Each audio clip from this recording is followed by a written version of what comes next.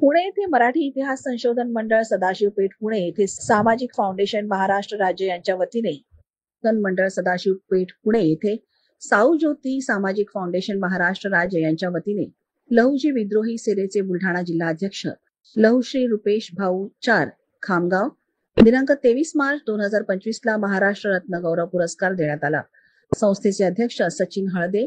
प्रिया थोरात, रामजी गुप्ता, संतोष जाधव, चित्रा Dikshit, Sangeeta Dhole, परवीनताई Pansare, doctor Anjana Khatal, Nita Shelke यांच्या शुभ हस्ते महाराष्ट्र रत्न गौरव पुरस्काराने सन्मानित करण्यात आले। उपस्थित सचिन अवचार, मनोज धमेरिया, स्वप्नील वाणी, शुभम अवचार, कृष्णा